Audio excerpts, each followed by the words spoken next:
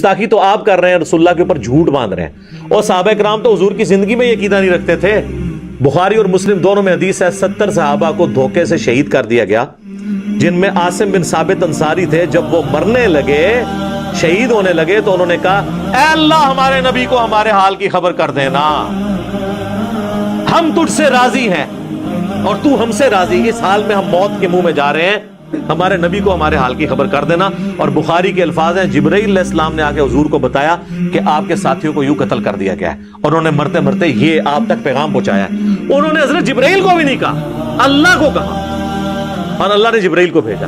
جب حضور دنیا میں موجود تھے تو صحابہ یہ نہیں کہتے تھے وَلَوْ أَنَّهُمْ ظَلَمُوا أَنفُسَهُمْ جَاءُوكَ تو یا رسول اللہ انظر حالنا، نہیں، جب سامنے ہوں گے پھر آپ کریں گے۔ کہتے ہیں جی بخاری میں حدیث ہے ایک صحابی کی پنڈلی ٹوٹ گئی، حضور کے پاس آیا تو آپ نے ہاتھ پھیرا۔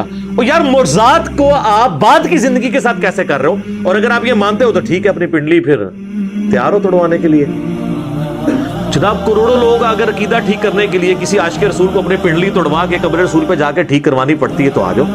اور سب سے بڑھ کر یہ کہتے ہیں جی قبر رسول پہ جا کے مانگنا اور فیصلہ کرانا، یہ قرآن میں ہے وَلَوْ أَنَّهُمْ إِذْ ظَلَمُوا أَنفُسَهُمْ جَاءُوكَ، ان سے کہیں کہ قبر رسول پہ اگر یہ فیصلہ کروانا تھا، سب سے ضروری فیصلہ تو صحابہ نے کروایا ہی نہیں ہے، جس کی وجہ سے امت آج تک دو ٹکڑے ہیں۔ ثقیفہ بنی ساعدہ، حضرت علی نے بخاری مسلم میں آتا ہے 6 مہینے تک ابو بکر کی بیعت نہیں کی ہے، تو کسی کے دماغ میں وسوسہ بھی نہیں آیا کہ چلیں ہم جا کے قبر رسول سے فیصلہ کروا لیتے ہیں۔ ابھی میت مبارک بھی 2 دن تک باہر تھی، باہر سے ہی فیصلہ کروا لیتے ہیں۔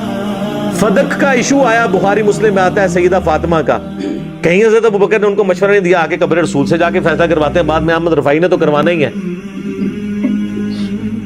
ٹھیک ہے، کروانا چاہیے تھا نا۔ یہ کہتے ہیں کہ آج کی ڈیٹ میں بھی آپ نے حاکم ماننا ہے، تو آج کی ڈیٹ میں اگر حاکم ماننا ہے تو چیف جسٹس مدینہ کا حضرت عمر نے حضرت علی کو کیوں لگایا؟